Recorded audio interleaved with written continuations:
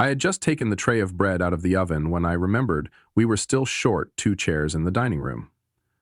My wife's entire family was coming over that evening, a cozy dinner, as her mother called it, part of their sacred family tradition. So everything had to be perfect, not for anyone else, just so she could smile without forcing it through the night. I walked out to the garage, reaching for the folding chairs on the shelf, when I heard laughter coming from the backyard, just beyond the row of lavender I'd planted last week. I only meant to glance, but then I heard my name. I still can't believe you married that guy, Monica. Dad's right. Divorce him before you have kids, unless you want to be stuck forever with that loser. I froze. That voice belonged to Brandon, Monica's brother. The guy always strutted around in designer shirts, convinced he was some investment guru just because of a fancy MBA from Boston. The other voice, light but cold as wind slipping through fabric, was my wife's. I'm already working on it. The lawyer says I can get half his company. He's nowhere near as smart as me. That line hit like a punch straight to the gut. I couldn't speak. My hand still gripped the chair frame while cold sweat rolled down my back, even though the April air still carried a chill. They had no idea I was listening. They didn't care if anyone was. Brandon chuckled, dripping with mockery. So what about Dominic? Does he know you're about to file? Or is he still enjoying the trial version? Of course he knows. Dominic's way more suited for me than Edward, successful, refined, not rough and boring like him. I've wasted 7 years already. I didn't stay to hear more. Not because I didn't want to, but because my chest felt like it might collapse. Every word crashed against my skull like hammer blows on unfinished concrete. Monica, the woman I fell for back when we were living in a shoebox apartment in Missouri, had just told her brother I was the biggest mistake of her life. And Dominic, once mentioned casually as a college friend, had clearly taken my place in both her mind and body. Swallowing hard, I picked up the 2 chairs and walked back inside. Every step felt like I was crushing gravel underfoot. I passed the hallway mirror and caught my reflection, a 36-year-old man, forehead lined, eyes worn, holding on to a forced smile. That was me. Edward, the owner of a construction company with over 40 employees, built from nothing over the past decade, but tonight, I was just the fool in her family's carefully staged play. I returned to the table, placed the chairs, poured wine for my father-in-law, and politely listened to him explain his multi-tier investment strategy. I nodded at the right moments, returned my mother-in-law's compliment on the brisket with just enough respect in my tone. Monica sat across from me, ladling soup for her sister, her eyes never meeting mine, not even once. I wondered if she had ever truly loved me.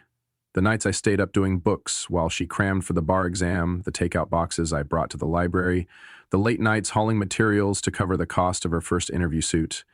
Were those moments real or just calculated long-term investments in a cold-blooded plan? I tapped my glass gently, the wine rippling inside the thin crystal.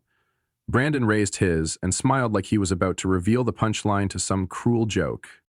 2 changes ahead, he toasted.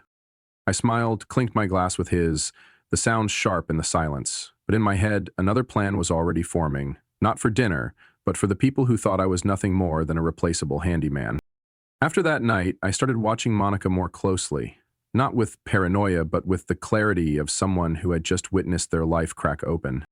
3 days later, I got home early. The project over in Boulder had stalled due to a delay in materials. I entered through the back door and heard movement. Monica was at the dining room table, quickly switching screens as my footsteps neared. The screen flipped to a document about corporate law. She had never studied legal paperwork that openly at home before. "Working?" I asked casually.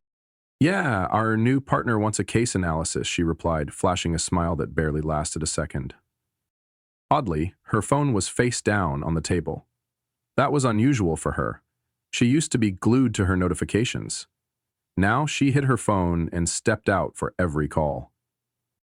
I didn't push. The coolness in her tone told me any direct question would only make her more cautious. The next morning, while brushing my teeth, I glanced at her vanity.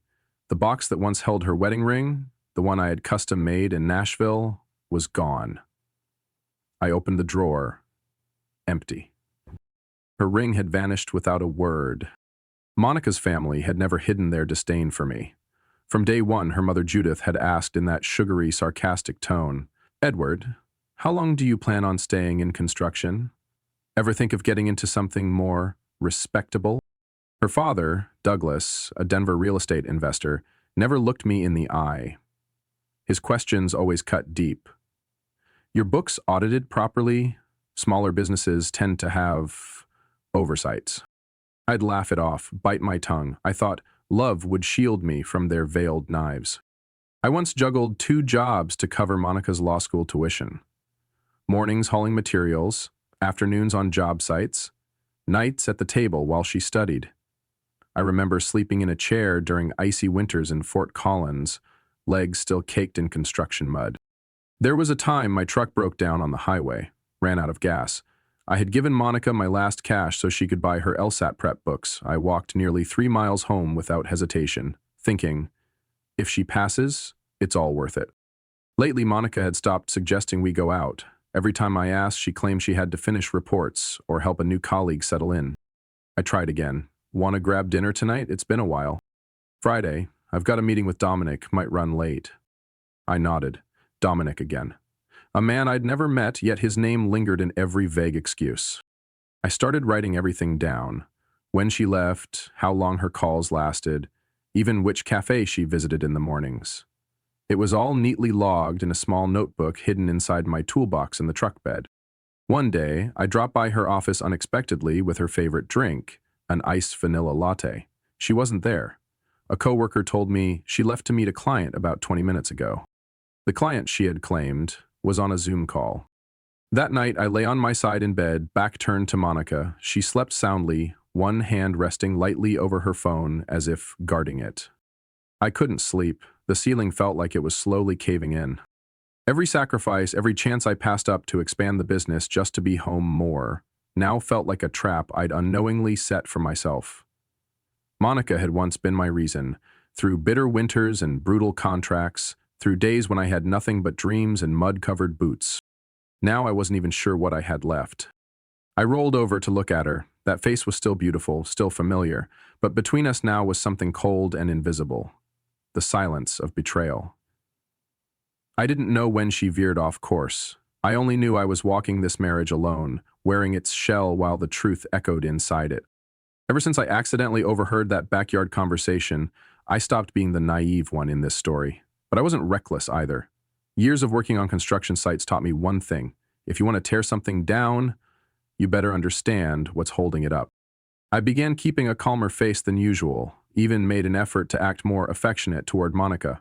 She praised me for suddenly being thoughtful again. But she had no idea that was when I started unraveling the secrets hidden beneath the polished surface of our marriage. Wednesday night, she came home late, said there had been a long meeting at the office. I nodded, even reheated dinner, and texted her, "I'll get the bath ready so you can relax." Monica smiled and gave me a half-hearted hug, light as a breeze, with no real weight behind it. As she walked into the bathroom, I turned to her silver laptop sitting neatly on the desk.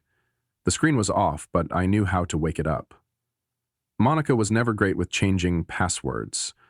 Usually something like a favorite book character plus her mom's birth year.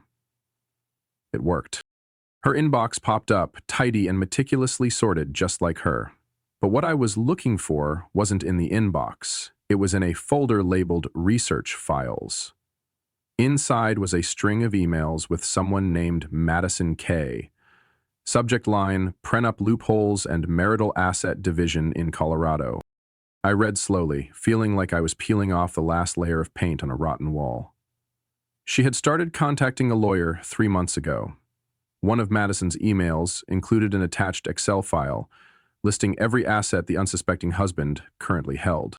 There were detailed columns, equipment values at my shop, estimated annual revenue from long-term construction contracts, a list of bank accounts with transfer timelines, all part of Monica's exit strategy. I logged into our shared online banking account. It still showed nearly $50,000, but something didn't sit right. I compared recent transactions. Every month, Monica had quietly transferred small amounts, never more than $2,000 at a time, to an account named C. Dawes Holding, a name I had never heard before. Total $23,000. I sat there in silence, the glow from the screen casting a cold light on my face. Monica stepped out of the bathroom, towel wrapped around her hair, and smiled. "What are you working on?" she asked. I shut the laptop, stood, and handed her a hot cup of tea. "Just running some numbers to see if we should expand the shop. What do you think?" I asked, keeping my tone natural. She narrowed her eyes, hesitated slightly. "Might be worth considering. Times are risky, though." She said it while sipping tea. Her movements too smooth, her words too rehearsed. But something in her eyes, the way she avoided holding my gaze, told me she was watching for my reactions. I returned to the living room, turned on the TV like I always did, but in my head, I was making a list.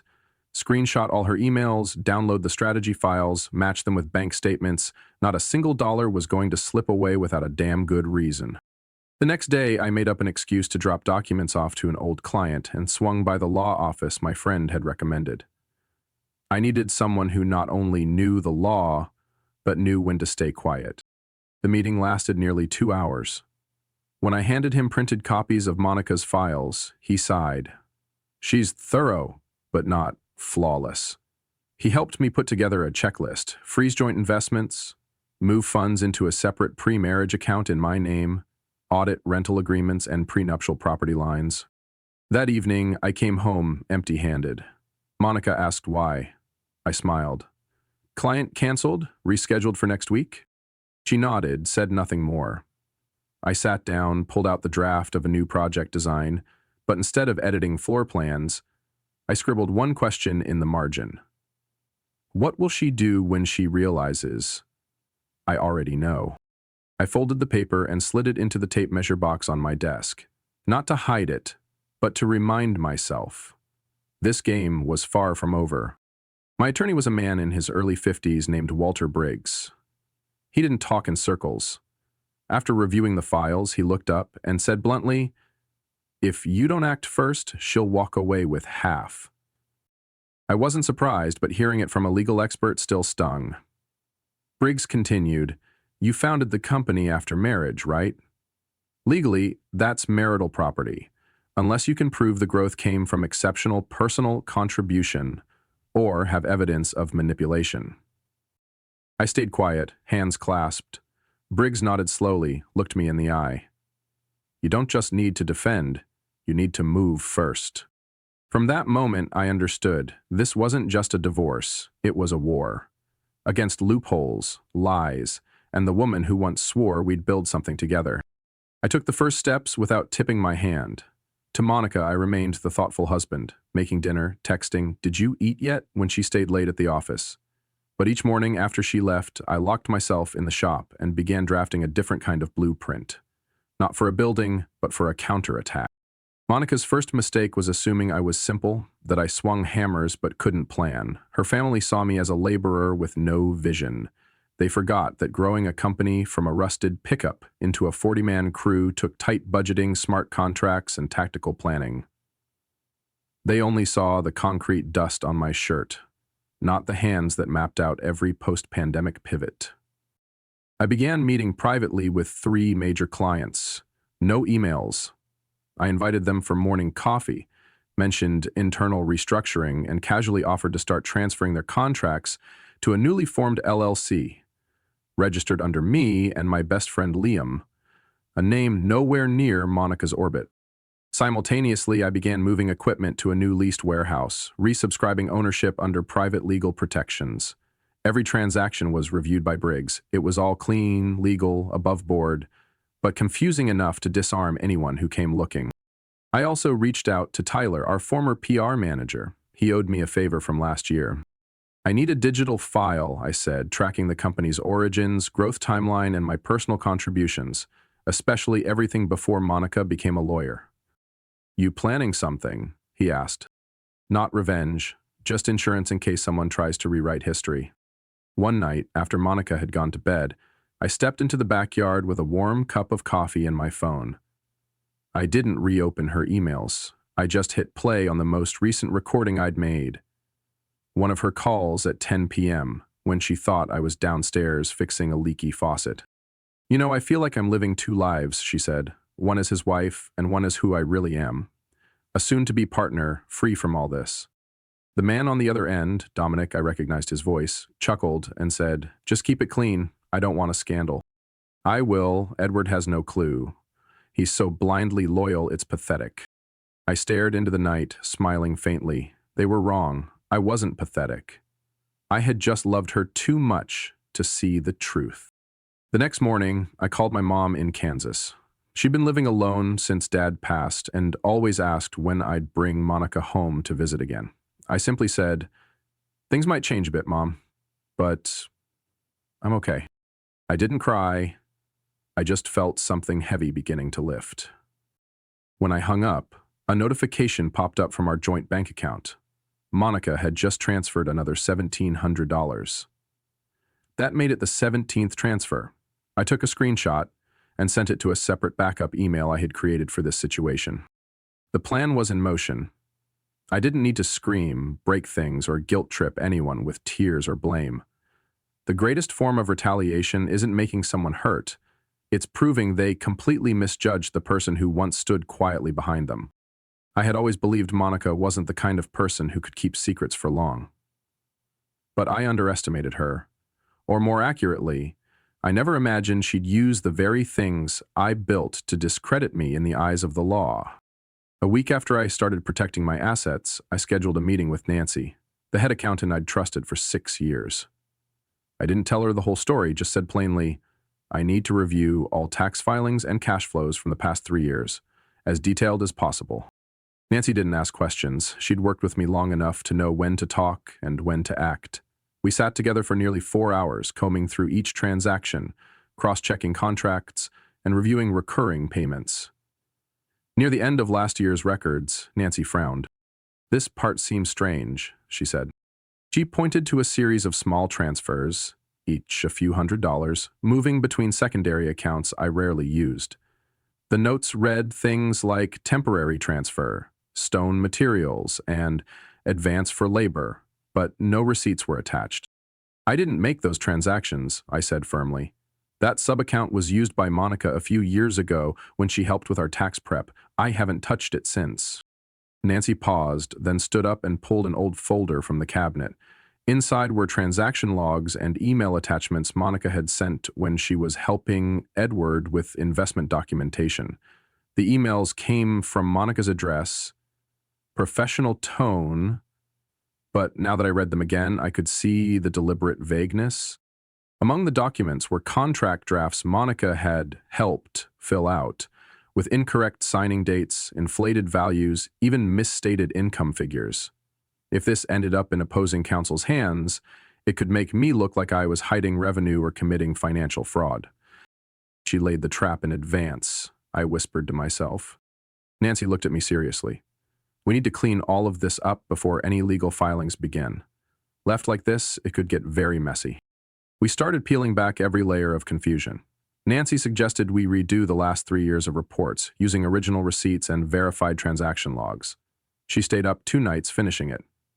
Not for me, but to reclaim the integrity of an accountant used as a pawn in a dirty game. Meanwhile, I worked with Briggs. He told me to compile a counter-evidence file, including screenshots of altered transactions, proof Monica had accessed sub-accounts, and recordings where she mentioned handling documents before anyone notices. In one clip I heard her clearly, "Just clean up the trail he never notices. The contracts are real. I just tweaked the numbers so we'd have a case later." I saved that file onto a flash drive and locked it in the safe with all the originals. Every detail, every distorted figure, every false justification, I gathered them all into one narrative. Monica wasn't just planning to leave me. She was building a case to paint me as careless, shady, and deserving of a 50-50 split. That night, I came home playing the part of the devoted husband.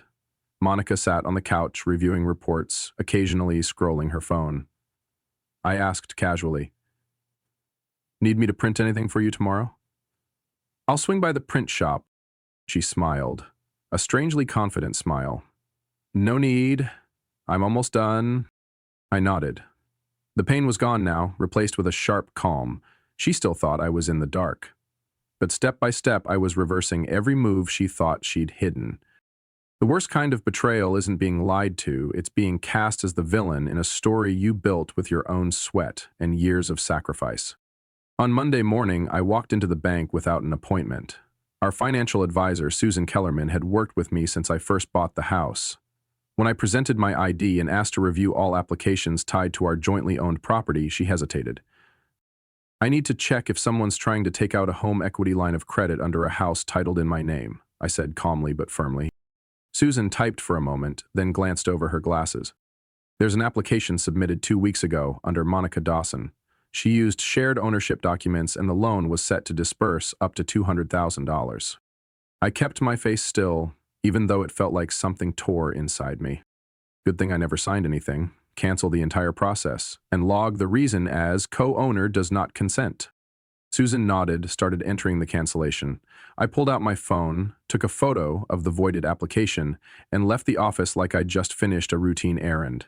But inside, I knew. Monica was preparing her financial parachute, and I was the vault she planned to crack open. That evening, I sat on the couch with the tiny recording device I had hidden in the planter by the fireplace. Using my laptop, I downloaded the latest audio. I don't know how much longer I can fake it. Every time he looks at me, I feel like I'm lying to someone's entire life. Monica's voice was clear, soft, but heavy with calculation.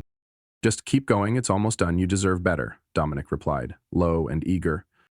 "You know what? If you just say the word, I'll walk away from it all. The house, the business, Edward, none of it matters anymore." I sat still, listening to each word like I was attending the trial of my own marriage.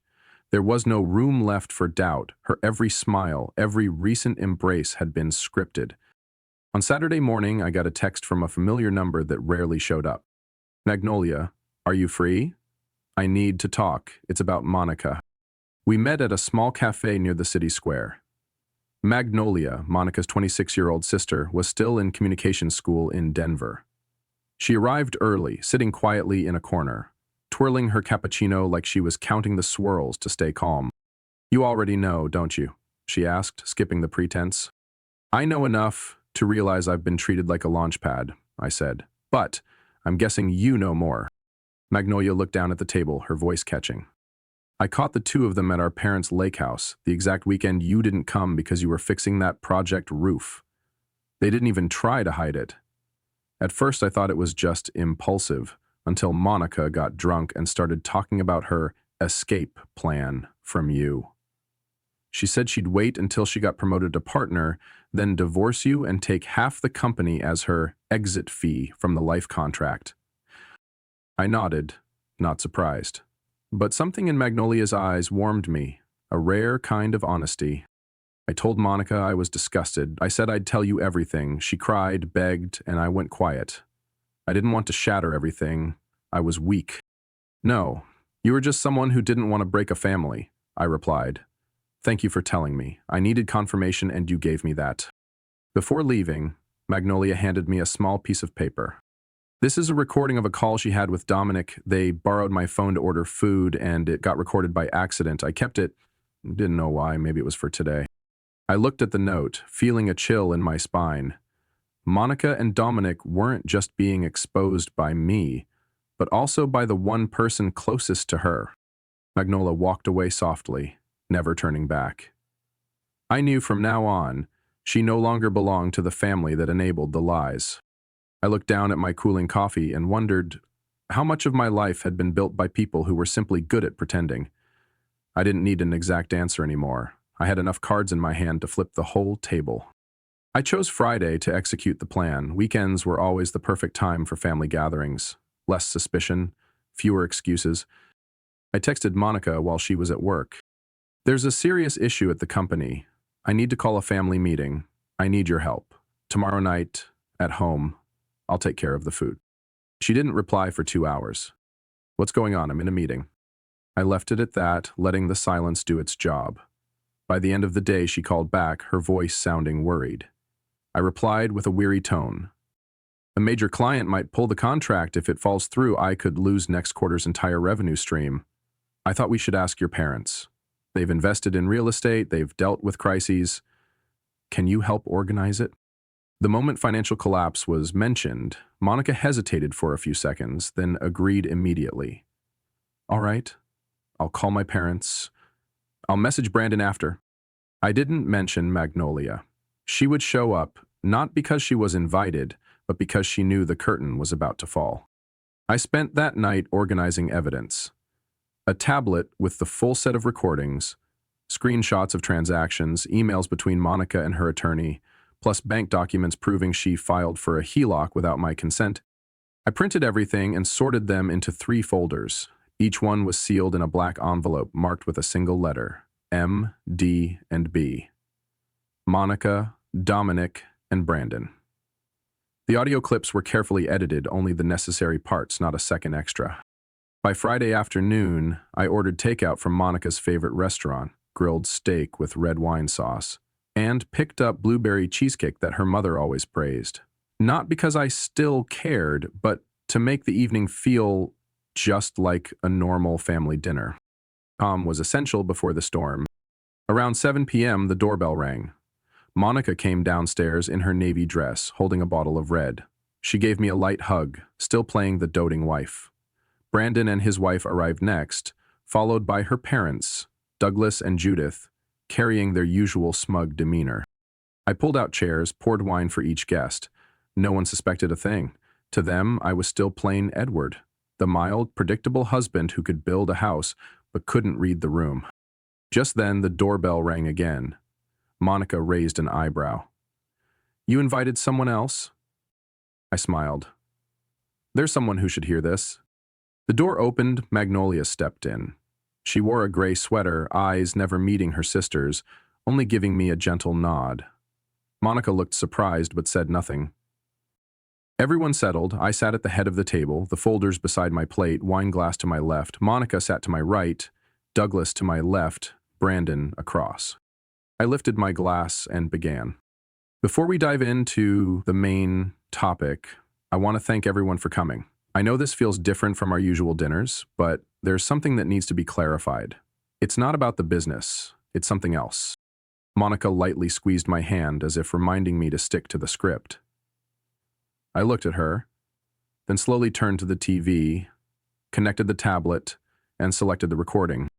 Monica's voice filled the silence. Just clean the trail he never notices. The room went dead quiet. I hit pause. Brandon put his glass down, smirking slightly. Judith's mouth hung open, and Douglas turned to look at her. Magnolia bowed her head, fingers locked tightly together. I faced the table again. That's part of a series of recordings I've collected. Along with these, I gestured to the files. Bank transactions, emails with Monica's attorney, and a HELOC application she filed behind my back to pull out $200,000 from the house under my name. Then I played the clip of Monica's call with Dominic. I'll walk away from everything, just say the word. The house, the company, Edward, none of it matters anymore. Monica jumped to her feet. You recorded me? That's a violation of privacy. No, Monica, this is my house. The device is on the property I fully own, and in Colorado, only one-party consent is required for recordings. My voice didn't waver. Brandon tried to speak, but I slid the folder marked B in front of him.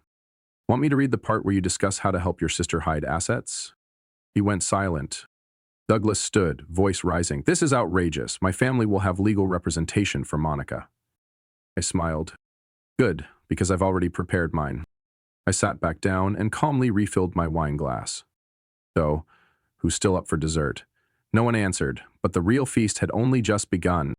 I raised my glass again, eyes sweeping across the table, pausing just a bit longer on Monica's face. Before we talk business, I'd like to propose a toast to 3 things, I began. To family, to loyalty, and to the moment when everything becomes crystal clear. I clinked glasses one by one. Brandon tried to smile but couldn't pull it off. Monica fidgeted with her dress, avoiding my gaze. Magnolia sat quietly, hands clenched tight in her lap. Douglas gave a faint smirk, like he was watching some construction worker pretend to be clever. I set my glass down and tapped the tablet connected to the wall-mount TV. An audio file played. Brandon's voice came first. I still don't get why you married that guy. Dad was right. Divorce him before the kids come, or you'll be stuck for life. Then Monica's voice, calm and without hesitation. I'm already working on it. The lawyer said I can get half the company. We'll clean it all up. Dominic said the same. Silence swallowed the room.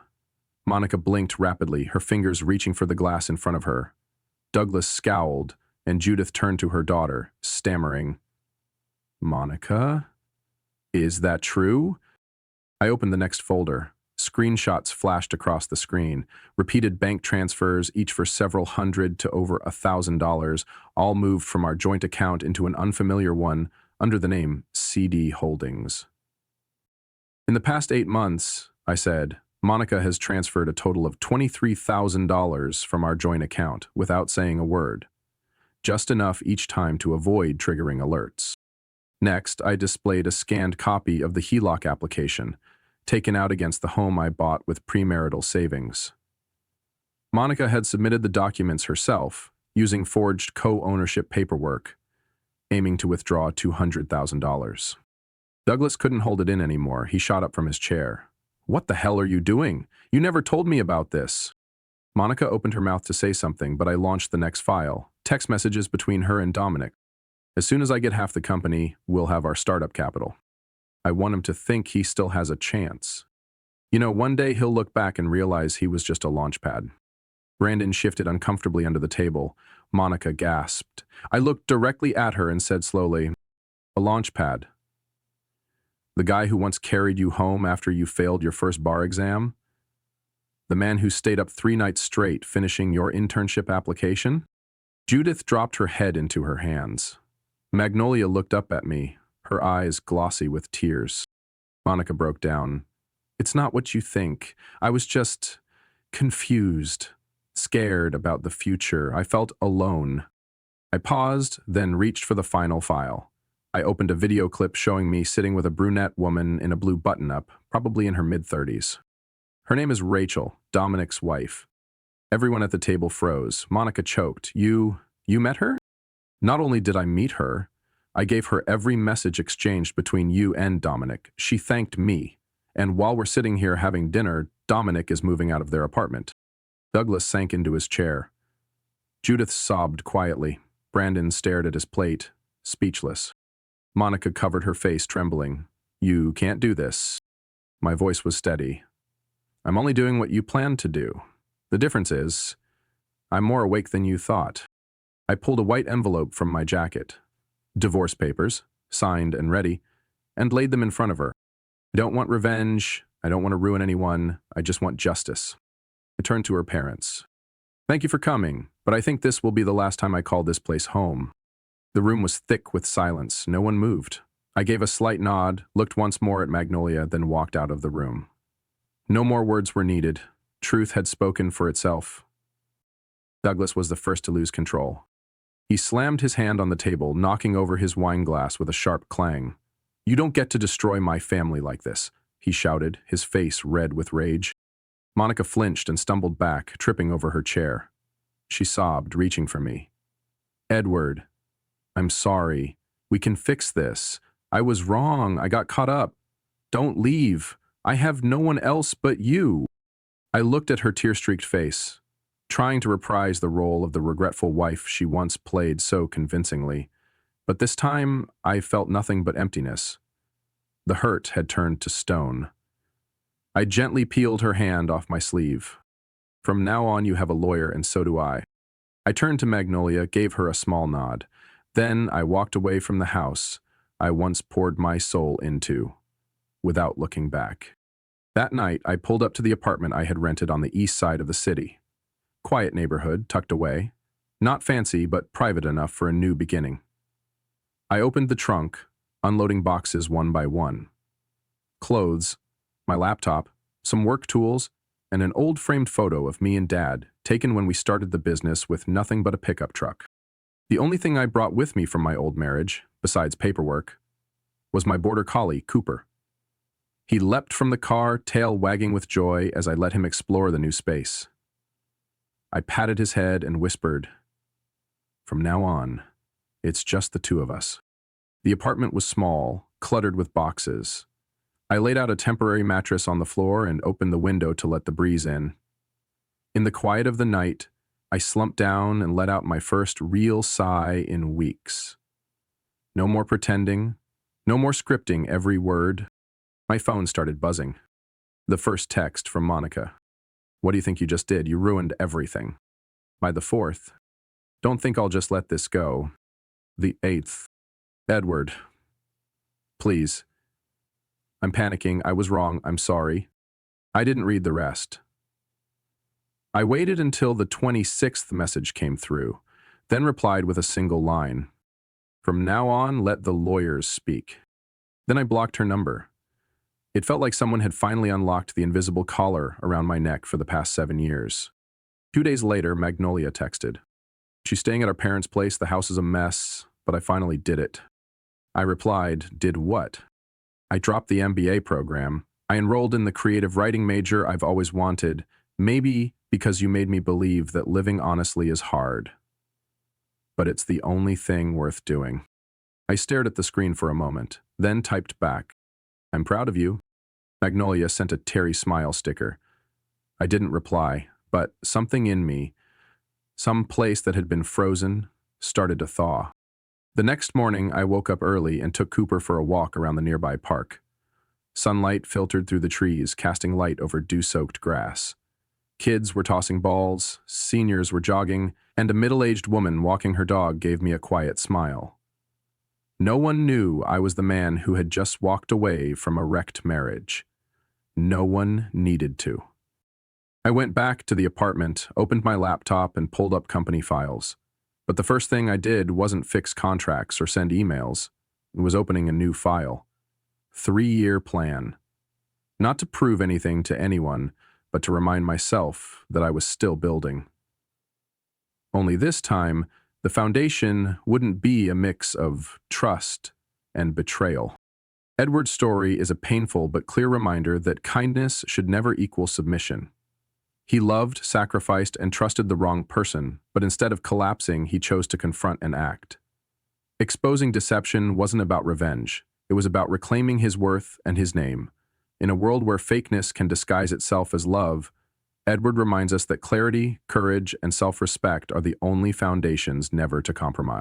What do you think of Edward's decision? Should he have forgiven, or was ending it the only way forward? Share your thoughts below, and don't forget to follow the channel for more raw, emotional, and thought-provoking stories about family and life.